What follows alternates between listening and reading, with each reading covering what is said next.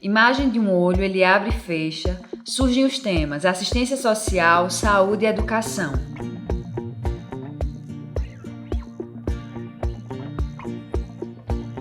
Em seguida, na sequência, logo olhar para as diferenças. Da esquerda para a direita, 4 ícones de bonecos nas cores rosa, azul, amarelo e verde. E o nome do projeto, Olhar para as Diferenças, Programa de Desenvolvimento Infantil.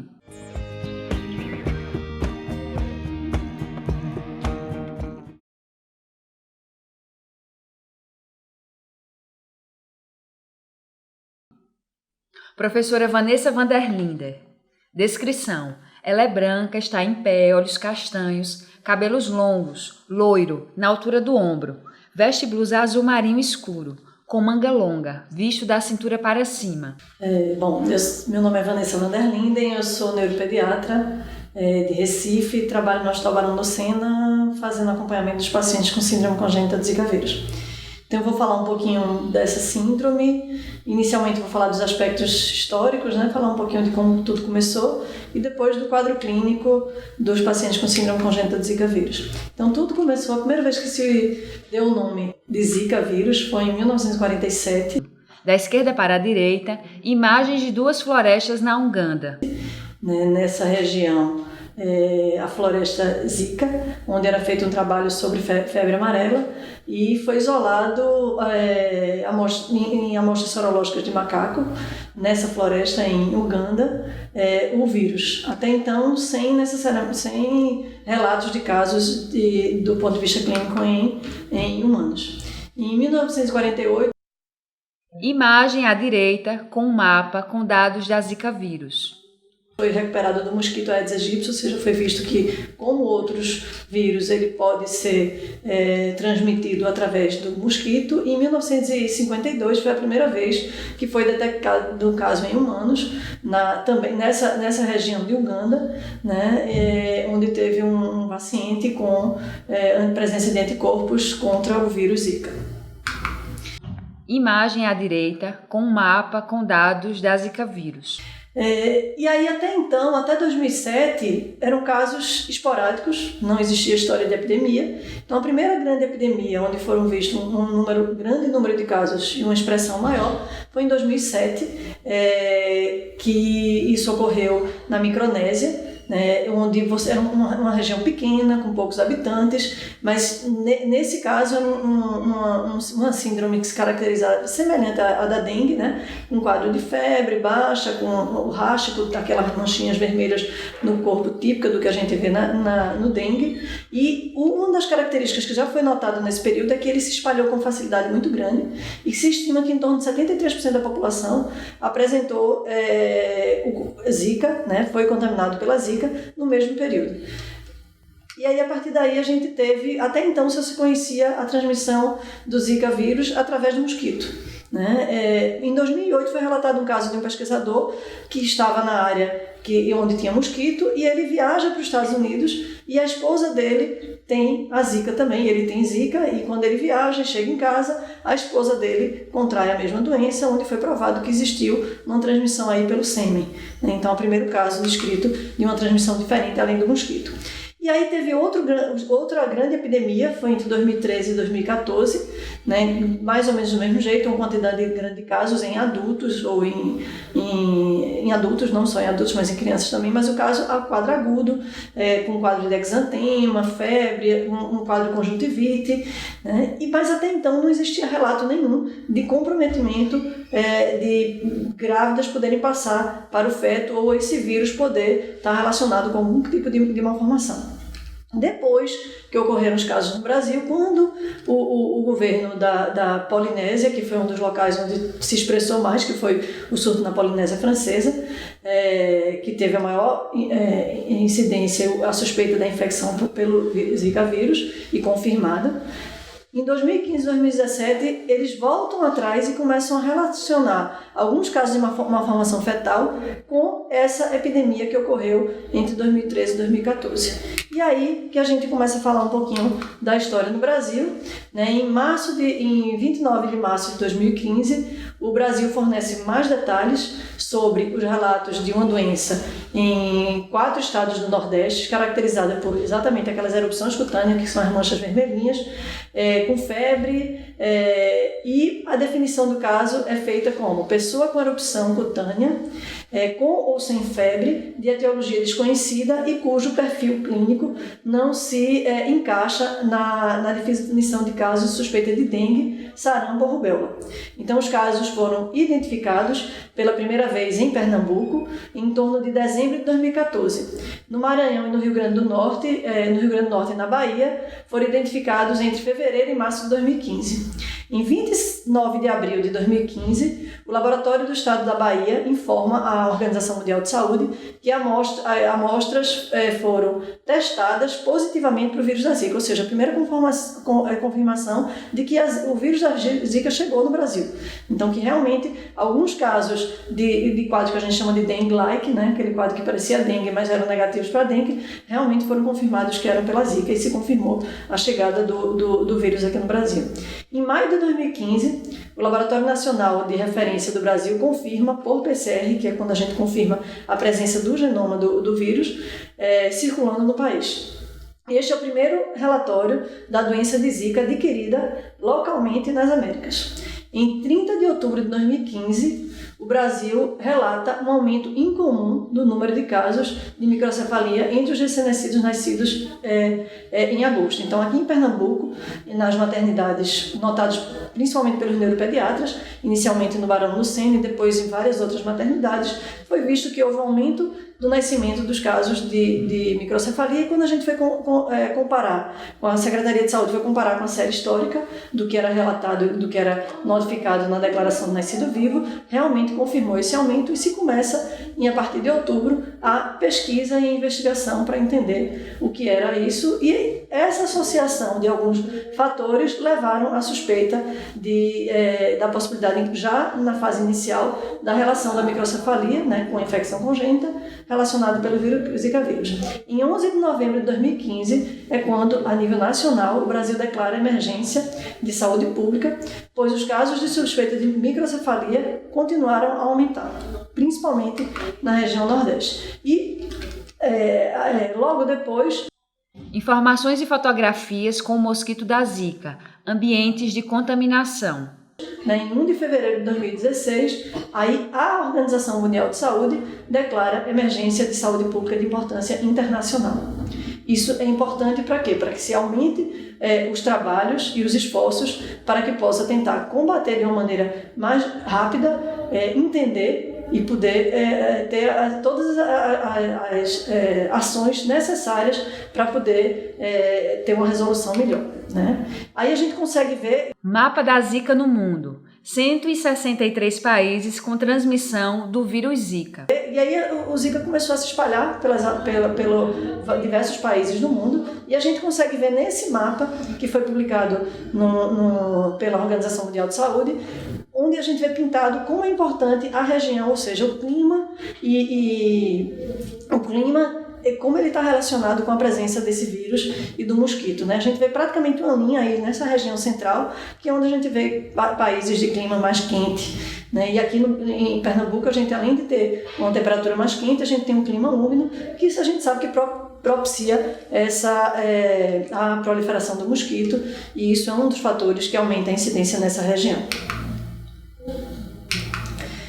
Aqui a gente tem o boletim que é do final do ano passado, onde a gente coloca aqui em Pernambuco, eu vou falar mais especificamente em Pernambuco, a gente já tem notificado e confirmado 465 casos.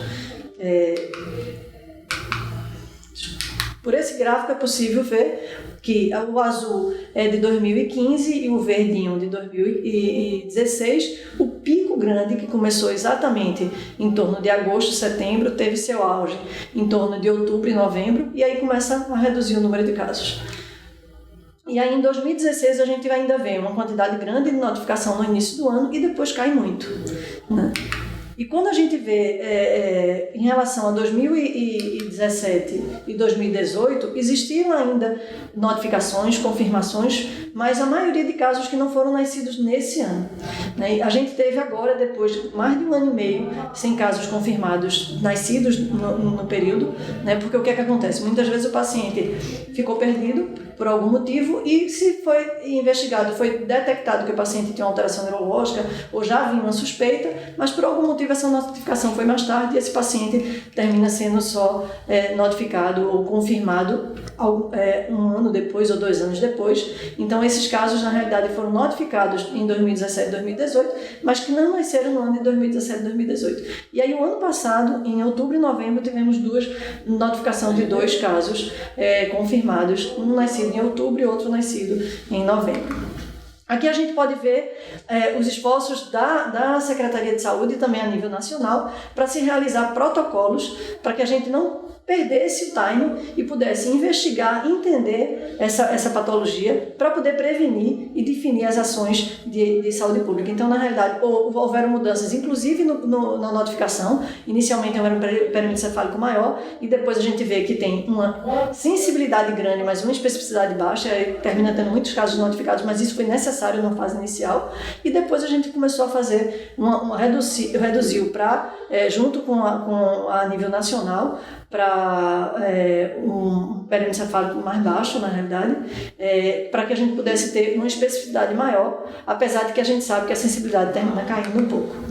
Bom, agora a gente vai começar a entrar um pouquinho na parte clínica, né? Eu dei uma explanada bem rápida sobre um pouquinho do histórico para a gente entender mais como que funciona essa evolução do Zika vírus a nível mundial. E aí deu para a gente ver que o Zika vírus ele faz uma epidemia, ele se alastra rapidamente, mas em compensação ele cria uma imunidade e aí depois começa a existir possibilidade de casos esporádicos, mas não mais como epidemia. Isso é o que a gente conhece hoje, tudo é novo. E óbvio que a gente vai precisar de mais tempo para poder entender melhor essa epidemia da síndrome congênita de Zika vírus. Então, falando da parte clínica, a característica que é mais fácil de perceber e o que é notificado não é necessariamente, na fase inicial, não é a síndrome congênita de Zika vírus, e sim a microcefalia.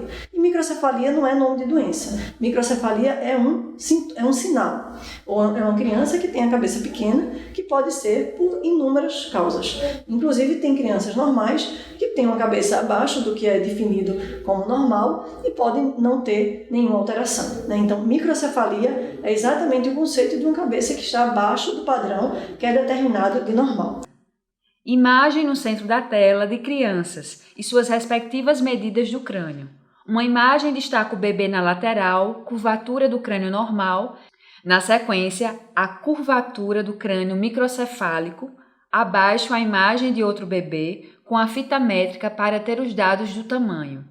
A medida nesse slide é importante a gente ver que é uma fita métrica mostrando exatamente a medida tem que passar pela protuberância occipital externa e essa áreazinha aqui em cima da região dos olhos, e essa medida é importante que seja padronizada para que a gente possa ter um acompanhamento adequado. Não pode medir todas as vezes, a medida tem que ser da mesma maneira. Então, a gente considera a microcefalia, existe o padrão normal, então a gente tem a linha média onde é o percentil 50, onde 50% da população com aquela idade e sexo tem aquele tamanho de cabeça, né? E aí, lembrando que a idade interfere, né? Por exemplo, a idade gestacional, uma criança de 37 semanas não vai ter o mesmo padrão para uma criança de 40 semanas. E o sexo também. Então, existem diferenças na medida e no padrão de normalidade do sexo masculino e do sexo feminino. E aí, baseado nisso, se a gente classifica como Z-score, a gente tem o 0, que é o percentil 50, a gente tem o -1 e o -2, que são os desvios padrões que são considerados da normalidade. Então, até -2 é dentro da normalidade.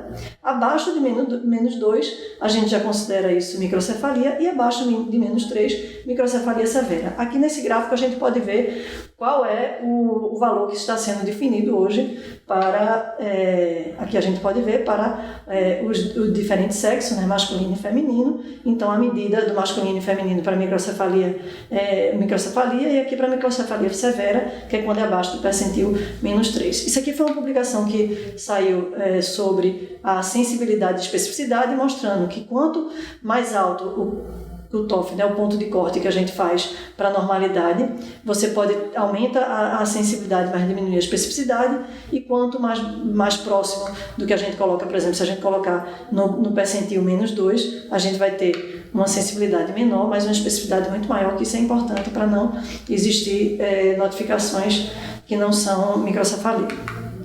Então, isso é bem importante dessa aula, que microcefalia é um sinal, não é um diagnóstico. Vai depender, tem inúmeras causas de microcefalia. E aí, especificamente a microcefalia causada pela síndrome congênita do Zika vírus, eu vou descrever algumas características que podem ser encontradas. Então, a síndrome congênita do Zika vírus não necessariamente precisa existir microcefalia. É uma doença que ocorre porque o vírus, ele atravessa, a mãe é contaminada, ela atravessa a barreira que tem entre a placenta e o bebê, na realidade, e ele consegue infectar o feto. Nem todos os vírus são capazes de atravessar essa barreira, e muitas vezes você tem vírus que a mãe pode até ter um comprometimento grave, mas por algum motivo não existe essa passagem para o bebê. E tem vírus que tem a possibilidade de causar o que a gente chama de infecção congênita, que é uma infecção intraútero, que é a passagem relacionada com a passagem da mãe para o filho. Na síndrome congênita do Zika vírus, ela tem algumas características, mas a principal é exatamente o comprometimento neurológico. É a principal característica, e decorrente desse comprometimento neurológico, a gente vai ter alguns aspectos dismórficos, que são característicos da face, do formato do crânio, as características neurológicas da doença, as características típicas do exame de imagem, que fazem pensar no diagnóstico, e as alterações de membros, que é a artrogripose, além de alterações oftalmológicas e auditivas. À direita, imagens de bebê com o crânio em destaque. Na sequência, a imagem de uma tomografia do crânio e outro bebê com destaque para as pernas. Imagem de exame com anomalias. Então é importante a gente entender que microcefalia é um sinal, que é o que é fácil de ver, é fácil de notificar. Até a mãe, quando o bebê nasce, olha e diz que tem alguma coisa errada, porque existe uma desproporção, né? Mas a síndrome congênita de Zika vírus vai de crianças normais, que a mãe tem Zika na gravidez, quando faz o exame na criança, dá positivo, mas a criança pode não desenvolver a doença, ser o que a gente chama de assintomática. A criança pode ter uma forma severa, né? Então aqui a gente pode ver uma tomografia de uma criança com síndrome congênita de Zika vírus, diagnosticada pelo laboratório, mas que a criança nasceu com barulho encefálico normal, a tomografia é normal. Uma criança que a mãe teve síndrome congênita, teve Zika vírus na gravidez, e o bebê apresentou uma malformação importante do cérebro grave, na realidade. E a gente tem casos que são intermediários, que não são tão graves como aqueles que a gente que tem uma microcefalia tão severa. Quando a gente olha para trás, na realidade, como que é fácil de notificar a microcefalia, talvez tenham casos leves em que a criança não tem microcefalia, que não tem as características tão típicas, que a gente não tem como estar diagnosticando. Então, realmente, provavelmente a gente não tem uma dimensão do que realmente essa epidemia provocou nas crianças nascidas no ano de 2015 e 2016. Né? Eu considero que o que a gente vê é a ponta do iceberg, o que é fácil de diagnosticar, mas talvez tenha outros quadros mais leves que estejam aqui, que não são tão fáceis de dar diagnóstico e não termina passando desapercebido, e a criança fica com sintomas, mas sem um diagnóstico definido. Existem grupos de coortes de grávidas que vêm avaliando ao contrário, acompanham as crianças que já são diagnosticadas, mas que a mãe que teve Zika na gravidez, vão acompanhar os bebês para entender qual a porcentagem de assintomático, qual a porcentagem de casos leves, qual a porcentagem de quadros graves. Então, talvez daqui a um tempo a gente tenha um pouquinho dessa resposta. Uma das características típicas, que é o que a gente chama de sequência de disruptura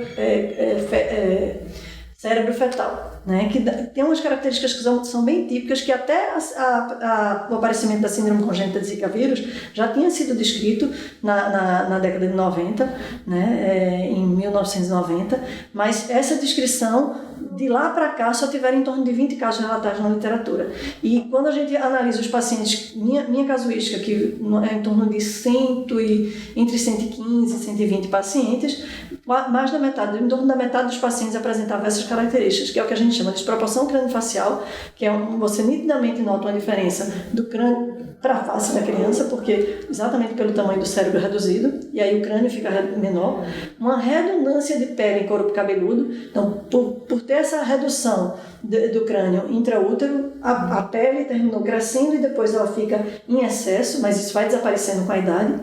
E essa proeminência desse ossinho aqui que a gente chama protuberância occipital, então uma proeminência mais exacerbada, que isso está relacionado com diminuição da pressão hidrostática intracraniana por algo que ocorreu e afetou o cérebro, e teve uma redução, então tem uma redução dessa pressão hidrostática, tem um colapso desse crânio, e aí ele termina desabando e fazendo com esse aspecto de protuberância occipital mais exacerbada, que foi uma das coisas que mais chamou a atenção na fase inicial do quadro. Então tem esse trabalho que descreve bem essas características que a gente pode encontrar na internet. A gente vê aqui o excesso de pele, né, a protuberância occipital, além das características do exame de imagem que eu vou mostrar um pouquinho depois.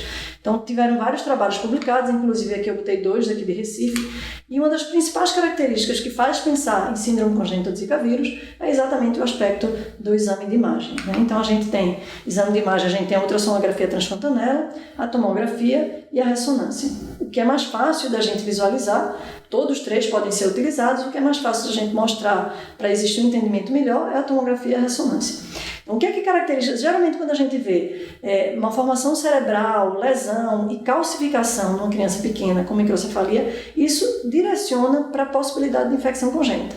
Tem várias infecções congênitas, principalmente aí o citomegalovírus e a toxoplasmose, que podem dar essas características que são semelhantes, mas diferentes da síndrome congênita de Zika vírus. Então, por isso que na fase inicial, a gente já olhou a tomografia dos meninos e dizia, não, isso provavelmente é infecção congênita.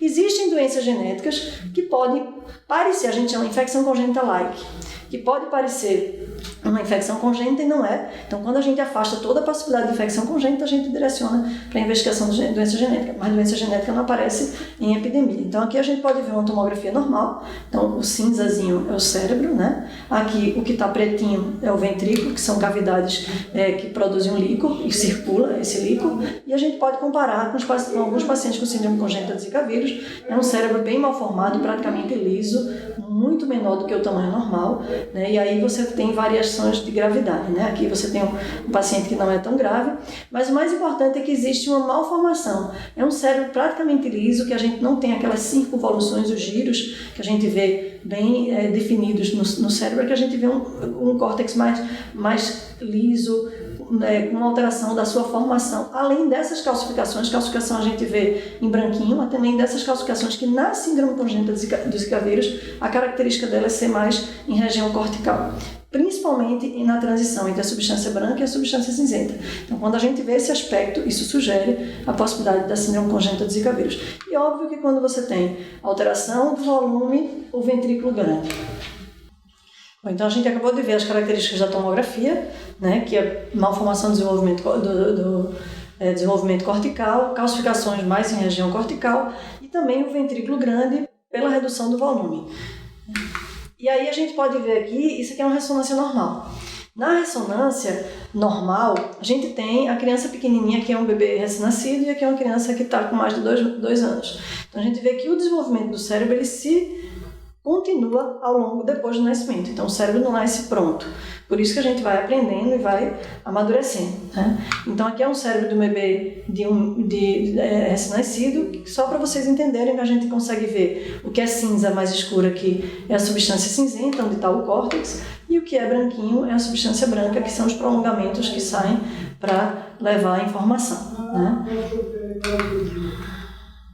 Então, aqui aquilo a gente viu normal, e aqui são exames de imagem de pacientes com síndrome congênita de Zika vírus. E aqui é mais claro do que a tomografia esta malformação do córtex, mais do que destruição. Então, aqui é um córtex liso, quase liso, com pouca circunvolução, e é grosso. Então, o córtex normalmente, ele é lisinho, ele é fininho, né? Aqui a gente vê um córtex, o córtex é a substância branca, ele é fininho. No paciente que tem uma malformação, na hora que vai fazer a formação das camadas, as células se distribuem de uma maneira diferente, e a gente tem aqui, isso aqui é bem característico do que a gente chama de polimicrogiria, associada à redução do padrão dos giros, e com um ventrículo grande pela redução do volume. né? E aí a gente vê de graus diferentes. Aqui é um paciente que praticamente tem uma redução importante do volume, não tem giro nenhum e você não consegue nem ver muita diferenciação do que é substância branca e do que é substância cinzenta.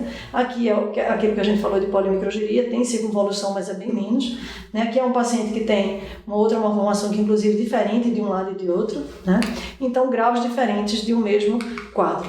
E a gente tem aqueles pacientes que são não tem aquela forma tão severa, não tem uma microcefalia tão importante, às vezes nasce até com perímetro cefálico normal, mas que as características são semelhantes, porém não tão intensas como que a gente vê nas formas graves, né? Então, a mesma característica de calcificação na região cortical, ou seja, mostrando que o vírus tem realmente essa predileção pelo neurônio, que está na região cortical, principalmente nessa transição entre substância cinzenta e substância branca. Aí a gente já não vê ventrículos tão grandes e há uma formação do desenvolvimento cortical que, quando é menor, quando é menos grave, na realidade, geralmente ela se localiza principalmente na região frontal. Então aqui a gente vê dois casos, que aqui é frontotemporal e aqui basicamente só na região frontal, mas a gente tem alguns pacientes, por exemplo, que predomina aqui a região temporal ou frontotemporal. Do ponto de vista clínico, essa malformação vai levar a um comprometimento da função do cérebro. E aí, o comprometimento é variado. Então, não existe todo paciente com síndrome congênita de Zika vírus vai ser igual. Existem aquelas formas mais graves que eles terminam sendo parecidos. Mas você tem pacientes que têm um quadro mais leve e aí o comprometimento vai ser variado. Desde o comprometimento motor, cognitivo, ou seja, mental ou comportamental, né? Visual, auditivo e também comportamental. Crianças que o problema às vezes não é tanto nem nível intelectual e sim comportamento. A gente passou por fases diferentes, então a criança quando é pequenininha ela tem um quadro que chamava mais atenção e à medida que ela vai evoluindo, vai modificando até o próprio amadurecimento da criança. Então numa fase inicial, o que chamava muita atenção, além da microcefalia e daquelas características do crânio que eu falei, era uma irritabilidade bem exacerbada. Então a gente sabe que o paciente neurológico quando tem um comprometimento grave pode ter uma irritabilidade, mas chamava atenção de ser uma coisa muito exacerbada a ponto de crianças chorarem quase 24 horas por dia.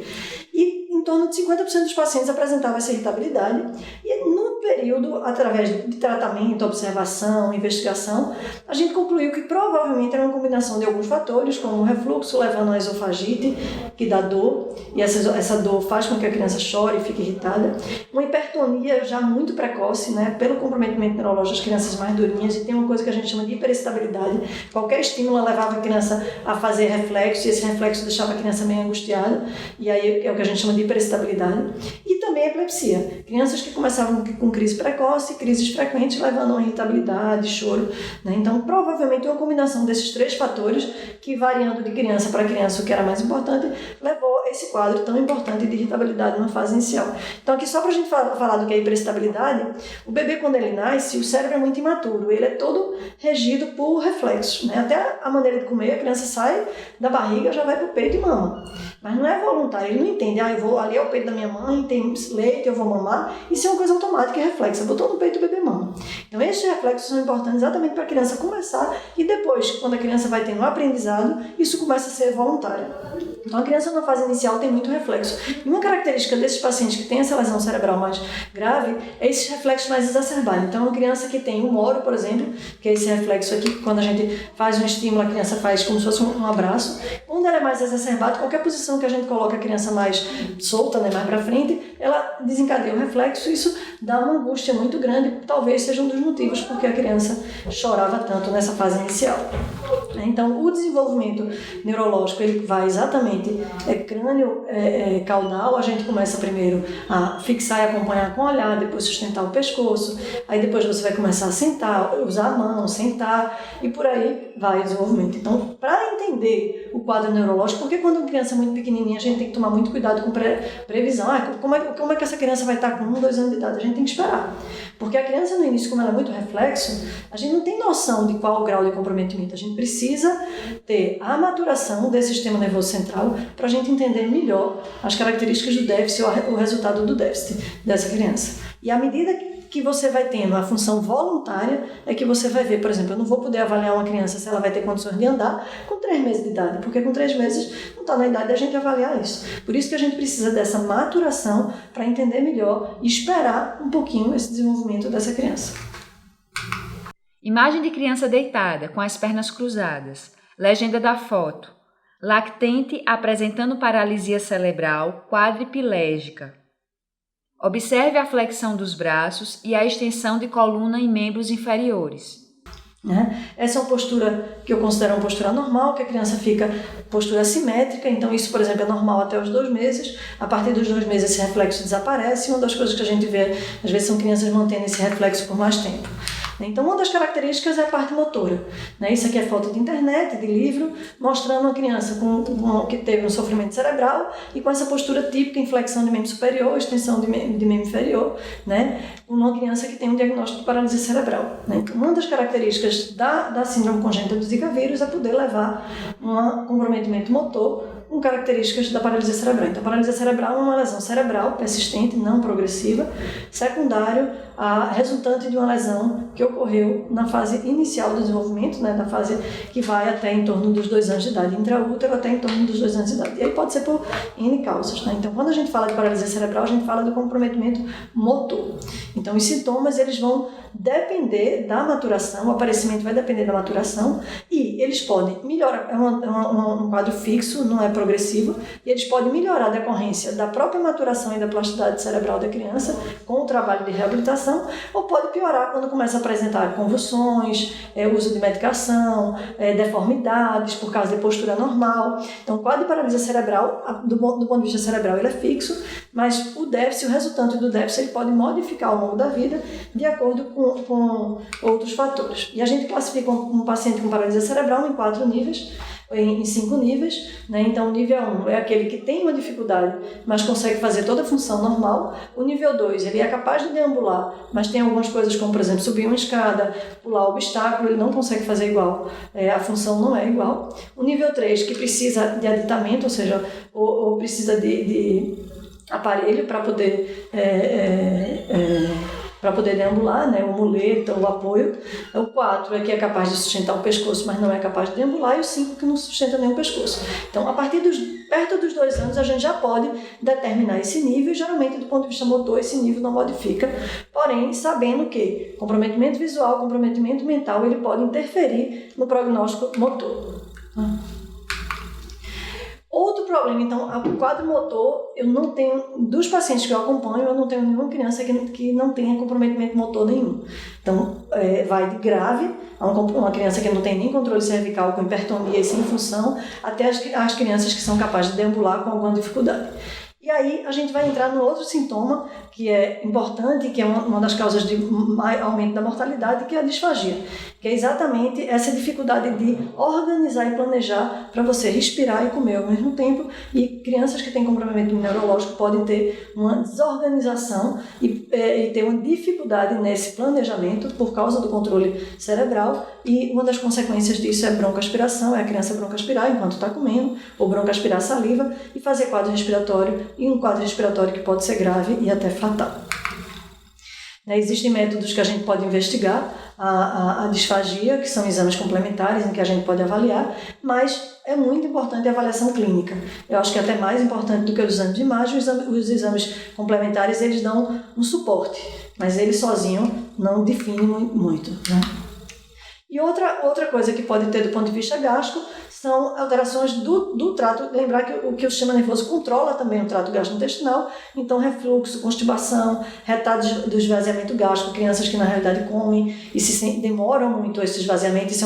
A gente pode perceber isso pela cintilografia. Então, são crianças que têm uma dificuldade de ganhar peso porque comem, mas não aguentam grandes volumes e demoram muito tempo para fazer a digestão. Isso é uma coisa que é muito frequente na síndrome congênita de Zika vírus. A gente vê em outras encefalopatias, mas eu acho que na síndrome congênita de Zika vírus foi um pouco mais exacerbada. A gente precisa fazer trabalho para comparar, mas é uma coisa que era muito presente nesses pacientes. Agora a gente vai falar um pouquinho do peso também.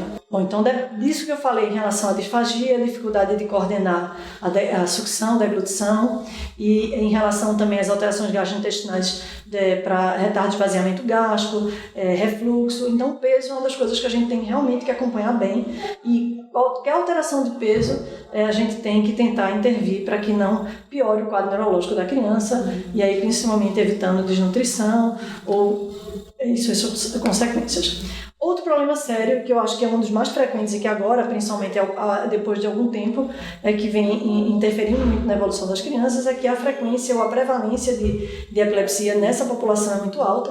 O primeiro estudo que a gente fez, que foi publicado no ano passado, foram com os pacientes de Goiânia e os pacientes aqui de Pernambuco, de Goiás, né, e aqui de Pernambuco. Então, a gente encontrou uma prevalência de 66,4% dos pacientes, em torno de 67% dos pacientes tinham epilepsia, né? Então isso é muito frequente. Quando a gente vê o exame de imagem, a gente já imaginava isso. E uma das características mais importantes da epilepsia é o espasmo. Então a crise se apresentava muito mais como espasmo. Então são crianças que de repente fazem como se fosse um susto, né? E faz um movimento brusco dos braços, às vezes do olho e da cabeça junto, às vezes associado a outros movimentos ou não. E que muitas vezes passa desapercebido pelos pais, né? Depois de 1 ano de idade, ou depois de 2 anos de idade, essas crises mudaram um pouquinho. Ainda tem muita criança que tem a característica principal é espasmo, mas a gente hoje já vê crises mais focais ou crise generalizada, ou principalmente crise tônica, né? Diferente da criança que é mais imatura, abaixo de 1 ano, 2 anos de idade, em que o espasmo foi realmente 62% das crianças, a apresentação da crise era espasmo, e a gente tem em torno de 21% das crianças com descrição dos pais de crise focal. E o vídeo é muito bom, o vídeo caseiro. Às vezes a gente fica muito na dúvida do que é hiperestabilidade, porque um reflexo de Moro às vezes parece uma crise. Então o vídeo ajuda a gente a definir. E o eletro, e muitas vezes a gente tem que lançar a mão do vídeo EG, que é um exame em que a gente avalia a criança, filmando a criança e o eletro, para a gente entender se aquilo é crise ou não, e não ocorrer ou de tratar de mais ou de tratar de menos, tá? Acima, à direita da tela, uma imagem do corpo humano com destaque para as células nervosas, músculo normal, e células nervosas afetadas e músculo perdido.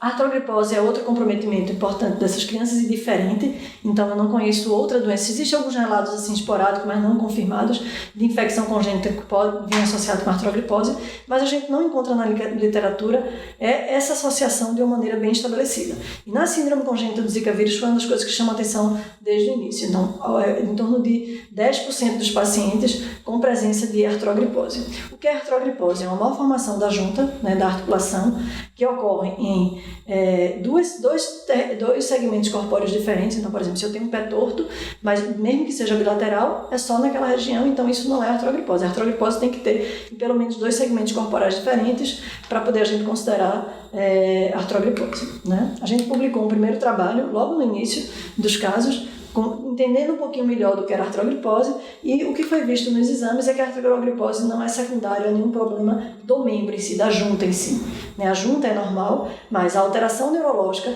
e aí pelos exames mostrou, pela eletromiografia e ressonância que mostrava um afilamento na medula, mostrou que existe também uma malformação em alguns casos da medula, principalmente nessa região de ponta anterior, que é onde está o neurônio motor, que vai levar à diminuição de movimento dentro da barriga. A criança que movimenta menos, ela termina apresentando deformidades, né? Então, a mesma coisa, se você colocar seu braço na mesma posição durante dias, vai chegar uma hora que você não vai conseguir esticar. Então, uma criança que tem comprometimento também na medula, não só do cérebro, né? E com o comprometimento principalmente desse nervo motor, que vai fazer com que tenha um movimento, ela fica mais paradinha e ao nascimento ela apresenta essas deformidades.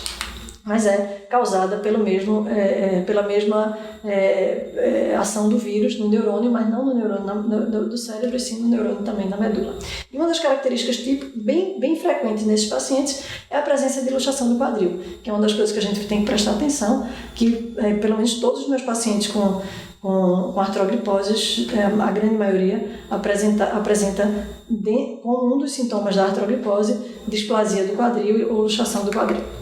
Então, a partir daí a gente pode concluir, antes mesmo de falar dos exames anatomopatológicos, só pela clínica e pelo exame de imagem, que o Zika vírus ele tem realmente um tropismo com envolvimento do motoneurônio superior, que está no cérebro, e inferior, que está na medula, né? Imagens de paralisia diafragmática, diversos diagnósticos por imagem. Outra coisa que a gente pode acontecer por essa mesma fisiopatologia é o comprometimento do diafragma. Então, para respirar, a gente precisa da musculatura intercostal e do diafragma. Se você tem um comprometimento do diafragma, você pode ter um comprometimento respiratório, e se for bilateral, provavelmente esse paciente termina indo a óbito logo no início da vida. Quando é unilateral, essa criança, dependendo do comprometimento, ela pode sobreviver, mas a gente vai ter que ficar de olho, porque tem que ter alguns cuidados em relação à parte respiratória, que são importantes para prevenir as complicações, principalmente pneumonia. Aqui foi o primeiro trabalho que foi publicado, anatomopatológico, mostrando exatamente aquilo que a gente já via na clínica, que é malformação, você vê um cérebro liso, sem circunvolução, e o comprometimento aqui, a célula que é comprometida principal é exatamente o neurônio, que principalmente onde a gente encontra calcificações nesses que estão na transição entre o córtex e a substância branca. Imagem de crianças afetadas pela Zika vírus. Aqui é um trabalho agora maior, com 10 casos, mostrando grande parte desses pacientes que foram a óbito precoce, e aí a gente vê uma artrogripose grave, mostrando que eles foram a óbito precoce pela gravidade realmente do caso, tanto do ponto de vista cerebral como do ponto de vista de medula, e aí mostra realmente que existe um comprometimento do neurônio, do que está no cérebro e na medula. Imagens de células. E os trabalhos de laboratório que a gente tem como reproduzir as células e avaliar as células desde a fase em que a célula é só progenitora, ou seja, aquela célula que vai migrar e vai formar o neurônio, até o neurônio maturo e o neurônio maduro. Então, o que a gente vê é que o Zika vírus ele tem a capacidade de infectar todas as células do sistema nervoso, porém, existe uma predileção maior pela célula que a gente chama de célula progenitora neuronal. É aquela célula que está ainda no comecinho, que ainda vai migrar para formar o cérebro. Então, por isso que existe uma interferência na formação. Porque a célula, o alvo principal do vírus é exatamente a célula progenitora neuronal.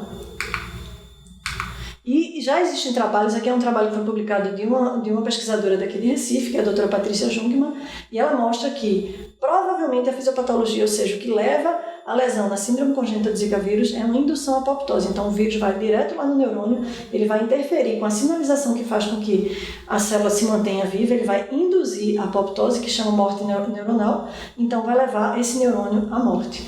Então, por isso que o neurônio é o principal alvo e é o que leva todas essas alterações em relação à síndrome congênita do Zika vírus.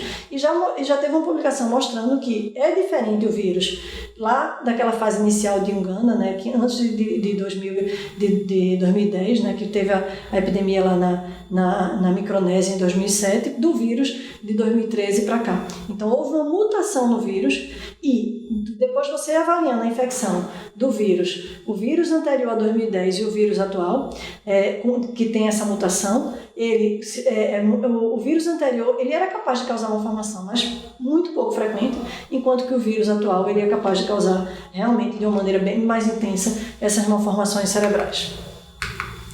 E aí a gente entra no outro assunto, que é a hidrocefalia, que foi outra surpresa. Então, tivemos pacientes que após 3 meses de vida começaram a desenvolver aumento paraencefálico, irritabilidade, ficar sonolento, ou seja, uma alteração neurológica com aumento do tamanho da cabeça em alguns, não em todos. E quando a gente fazia o exame de imagem, estava lá que... Uma sequência de imagens com diagnósticos. É a criança no primeiro mês de vida, né? A gente vê tudo que é pretinho aqui é líquido, é o líquor, o cinza é o cérebro, né? Então aqui a gente vê que tem um ventrículo grande, mas porque o cérebro está pequeno, porque aí o líquido vai e ocupa espaço. Mas aí de repente a gente vê que praticamente desapareceu o cérebro, aumentou o líquido demais, e isso é hidrocefalia. E aí, depois que a gente indica a cirurgia, coloca a válvula para drenar, ou seja, para tirar o líquor que está em excesso aqui, e aí, através de uma derivação, leva isso lá para o abdômen, e a gente vê que começa a aparecer aqui o tecido cerebral, que estava praticamente colado aqui no crânio, pela quantidade de líquido muito grande. Isso piora o quadro neurológico, porque uma criança que vai aumentando isso vai tendo mais sofrimento ainda para esse cérebro que já é bem alterado, né? Que é outro paciente, a gente vê aqui no primeiro mês, e com 10 meses praticamente você quase não vê tecido cerebral, só líquido, e aqui depois da cirurgia, aí você já aparece aqui o tecido cerebral dele, né? Confirmando realmente o diagnóstico de hidrocefalia. Grande parte dos pacientes com hidrocefalia tinha alteração de fossa posterior, então quando a gente pegar um paciente que tenha malformação da fossa posterior, principalmente com características que a gente chama de Dandy Walker, que é esse ventrículo se comunicando com a fossa posterior. Isso é um alerta para, vamos ficar de olho, que pode ser que esse paciente faça hidrocefalia. Mas tem alguns pacientes que têm fossa posterior normal e que desenvolveram hidrocefalia, e até hoje a gente não entende muito bem essa fisiopatologia, né? Aqui a gente vê nitidamente a evolução na primeira semana, primeiro mês, e aqui com 1 ano. O crânio muda o formato, começa a ficar completamente redondo, começa a aumentar a faixa da sutura e praticamente a gente só vê líquido nesse tecido. E interessante que esse paciente, ele não tinha sintoma nenhum, mas só por uma alteração importante a gente terminou definindo cirurgia e ele está bem, né? Então, por causa disso, hoje a gente faz um controle de exame de imagem em torno de 10 meses a 1 ano de idade, exatamente para tentar prevenir e fazer um tratamento precoce em relação a isso. Nessas avaliações que foi definido de fazer um follow-up em torno de 10 meses de vida, a gente viu que algumas crianças fizeram um quadro que sugeriam hidrocefalia, mas totalmente assintomáticos bem, e a gente decidiu só fazer o controle de imagem e mantiveram. Ou seja, não teve aquele aumento contínuo, não tinha sintoma, e tem muitos pacientes que tiveram essa evolução, mas estão estáveis também, sem indicação nenhuma cirúrgica. Isso é importante para não achar que todo aumento de ventrículo necessariamente tem indicação de cirurgia. Bom, a gente vai entrar agora mais rápido, são nas alterações que são extra-cerebral, na realidade. Então, além do cérebro, isso já desde a fase inicial a gente viu, isso ocorre em outras infecções congênitas que pode também ter acometimento ocular, né? Então, é importante a gente lembrar que para a visão a gente precisa do cérebro e precisa do olho. Então, muitas vezes tem pacientes que têm comprometimento visual não por lesão na retina, mas porque o comprometimento cerebral a criança não interpreta e aí tem essa alteração visual. Então, a alteração visual pode ser por problema cerebral e por problema no olho ou pela associação dos dois. Problemas no olho, na retina, isso ocorre em torno de 30% a 40% dos pacientes. Tem vários trabalhos, principalmente aqui do grupo da Fundação Altino Ventura, descrevendo em detalhes, e a característica principal é uma lesão branca, né? A gente vê que existe uma alteração de atrofia da célula, principalmente na região da mácula, que é diferente pela exame oftalmológico, né? Isso é uma das coisas que eu já conversei muito com a doutora Eliana Ventura e a doutora Camila, que é diferente, por exemplo, do que a gente encontra na toxoplasmose e no citomegalovírus. E podem aparecer outras coisas, como, por exemplo, a alteração do nervo óptico também. Então, em relação à função visual, a gente tem que lembrar que pode ser olho, mas pode ser também cérebro, e o que a gente vê é que em torno de 50% dessa nossa casuística, que é mais grave, não tem interação, ou seja, tem um comprometimento da parte de interação visual muito grave. Já a parte auditiva, diferente do citomegalovírus, que é bem frequente, apenas 7% dos nossos pacientes apresentaram alteração auditiva nos exames e clínica. Isso não teve progressão. Então, a gente avaliou os pacientes na fase inicial e depois em torno de 2 anos de idade, e não houve realmente progressão da lesão ou aparecimento de lesão nova em pacientes que eram normais ao nascimento.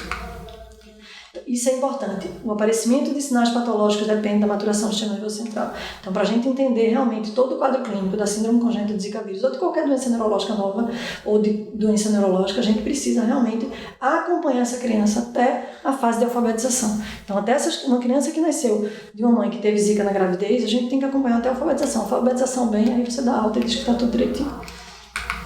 Em relação ao tratamento, o tratamento medicamentoso, o tratamento cirúrgico, o tratamento de reabilitação. Tem uma coisa que a gente chama de estimulação precoce, que eu vou falar um pouquinho lá na frente, mas quando a gente fala em tratamento, seja medicamentoso, seja de reabilitação, as principais complicações são epilepsia, e a necessidade de drogas antiepilépticas e cada vez mais ampla, porque tem pacientes que têm epilepsia refratária, e disfagia, que é aquela dificuldade de coordenar a deglutição e respiração, que leva a complicações respiratórias e o principal risco de morte nas crianças com quadro neurológico mais grave. E qual foi a maior dificuldade que a gente teve quando a gente pensou em tratar essas crianças? É o número de casos e o número de especialistas. São pacientes que têm um comprometimento global, que precisam muitas vezes do neurologista, do ortopedista, do gastropediatra, do pneumologista, e não são profissionais que trabalham na área de reabilitação que têm uma quantidade tão grande. Então esse eu acho que foi o maior desafio nosso nesses 3 anos aí que acompanho os pacientes da síndrome congênita de Zika vírus. Então é importante a gente falar que reabilitação não é cura. Então, a reabilitação é estimular o potencial que uma criança tem. Então, vai depender do investimento, mas vai depender também do potencial. Eu não tenho como estimular um potencial que não existe. Então, muito vai depender do quadro da criança e do grau de severidade de acometimento do cérebro, né?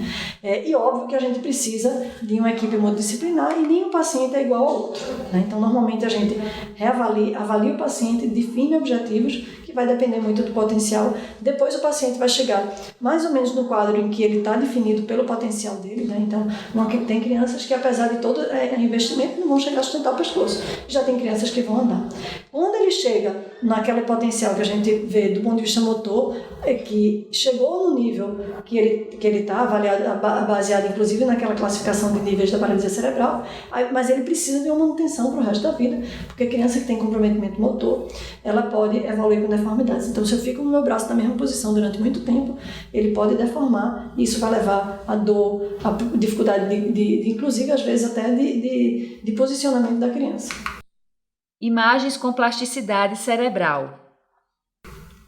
Isso é baseado, o trabalho de reabilitação é baseado na plasticidade cerebral, que é a capacidade que a gente tem de aprender com a experiência. Então, o aprendizado requer experiência. Uma criança que não tem problema, o ambiente natural e a família é suficiente para dar essa aprendizagem. Então, o que é que eu vou aprender? Que isso aqui é um controle. Se eu pegar, olhar alguém me falar, eu vou entender. E essas conexões vão sendo feitas e a aprendizagem é adquirida. A partir do momento que uma criança tem uma dificuldade, eu tenho que intensificar mais essas informações e essa experiência para que eu consiga organizar melhor essas conexões e a partir daí vem uma ampliação desse aprendizado, né? Como eu falei, é uma equipe grande que precisa acompanhar essas crianças, né? Um grupo de especialistas grandes, e aí vai depender de cada quadro, e um grupo de terapia também grande, que vai da parte motora, respiratória, a parte de terapia ocupacional, fonoaudióloga, que é a parte de linguagem e de disfagia, além de psicologia aí numa fase lá na frente, depois dos 2 anos de idade. 3 imagens de crianças, a parte com de destaque para os pedagogia, membros das pernas, dessa criança na pés, escola. braços, mãos, e uma imagem de diagnóstico das pernas, a gente tem que tomar pés, muito cuidado braços, com os mãos, riscos que podem e uma evoluir imagem para de deformidade. Então, a diagnóstico. criança que tem uma postura dessa, se a gente não fizer alongamento e se não posicionar, vai chegar uma hora que isso se torna fixo. A mesma coisa desse pezinho, que não tem deformidade fixa, mas se fica muito tempo nessa posição.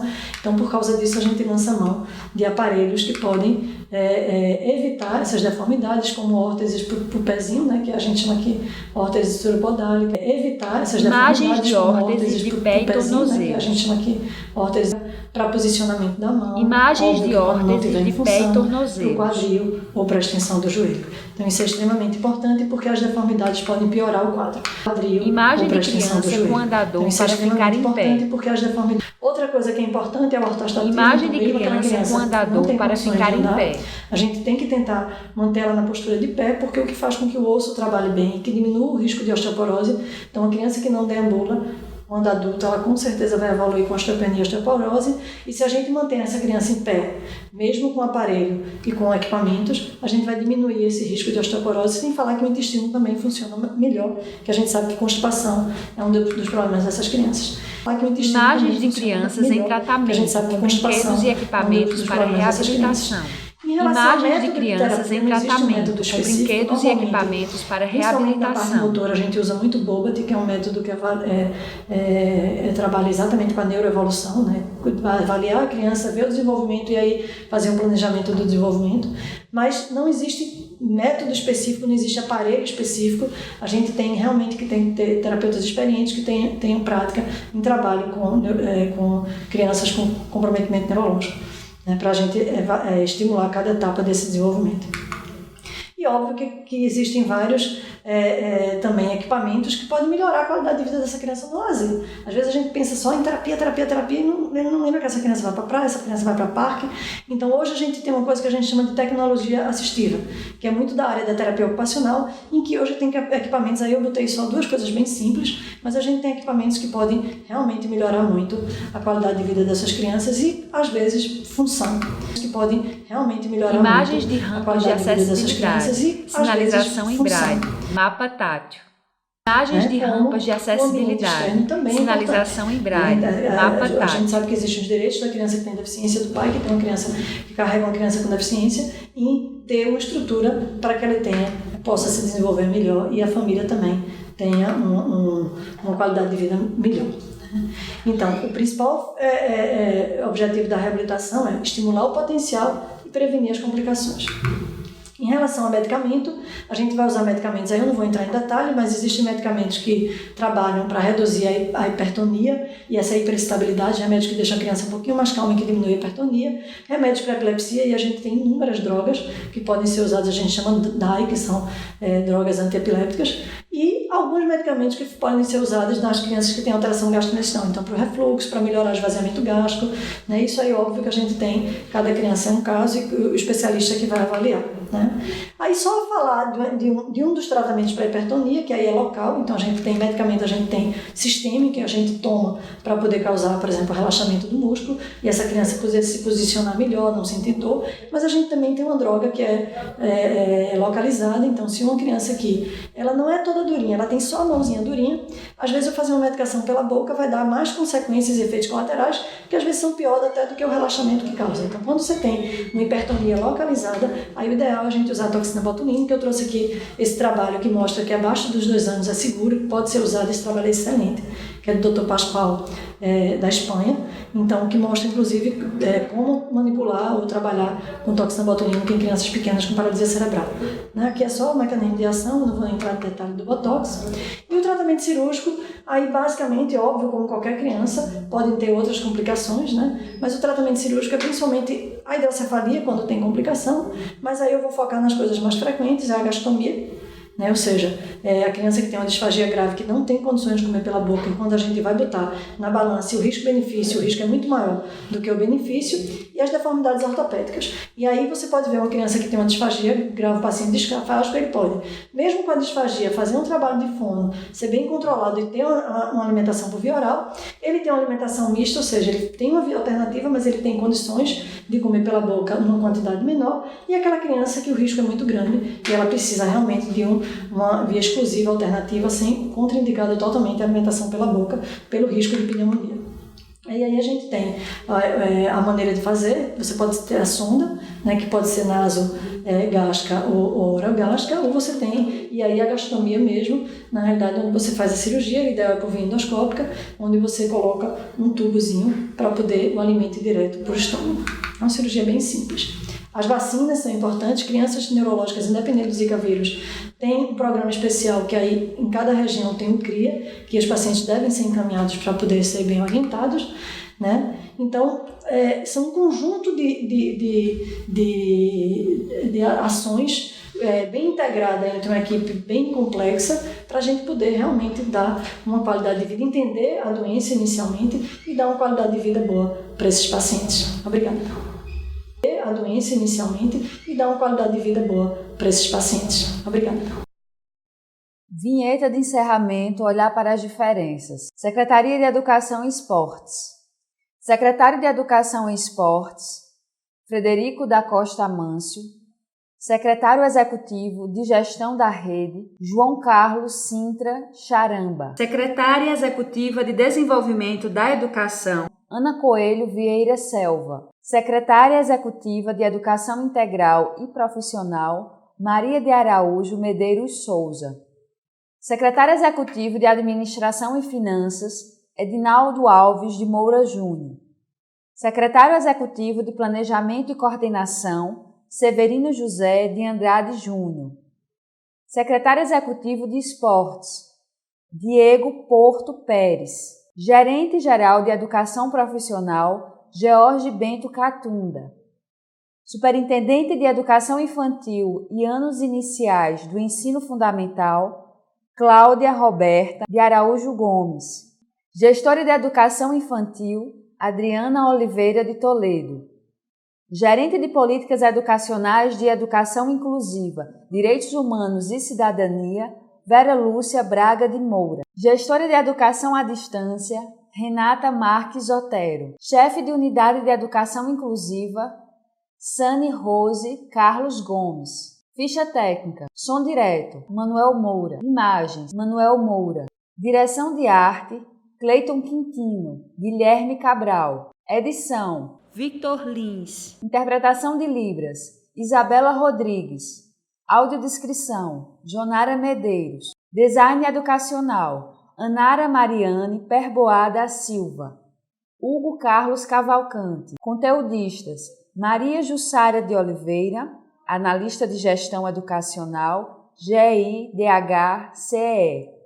Magda Maria Bezerra Prado da Costa, professora e técnica, CEUAI, SEE. Coordenação, Mariluce Maria Alves da Silva, analista em gestão educacional.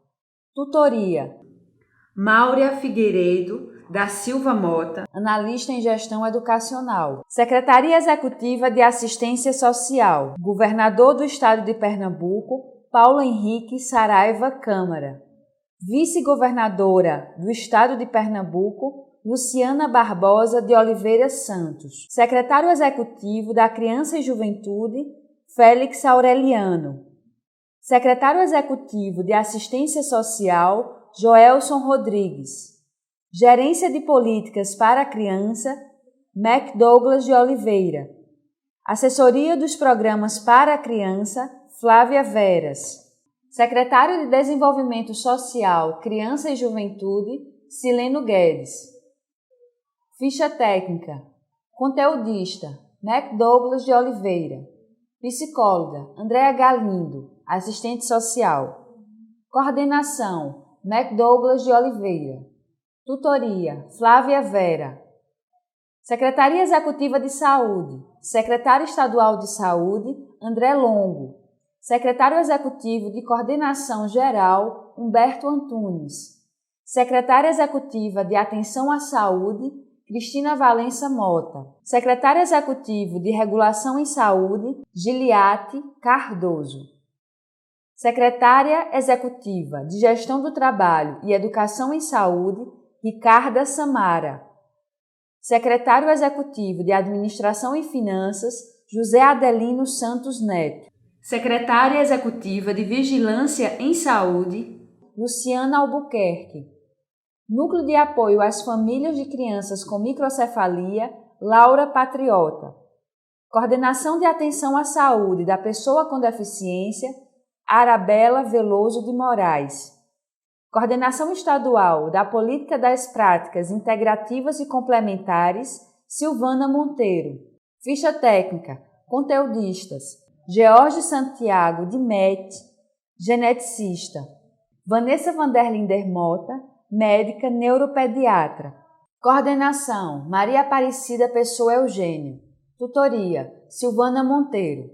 Secretário de Administração, José Francisco Cavalcante Neto. Secretária Executiva de Administração, Marília Raquel Simões Lins. Secretária Executiva de Desenvolvimento da Educação, Ana Coelho Vieira Selva. Diretora do Cefosp, Ana Lúcia Mota Viana Cabral. Coordenação de Educação à Distância, José Lopes Ferreira Júnior. Coordenação de Educação Corporativa, Priscila Viana Canto Matos. Coordenação Pedagógica, Marilene Cordeiro Barbosa Borges. Secretaria de Educação e Esportes, Governo do Estado de Pernambuco.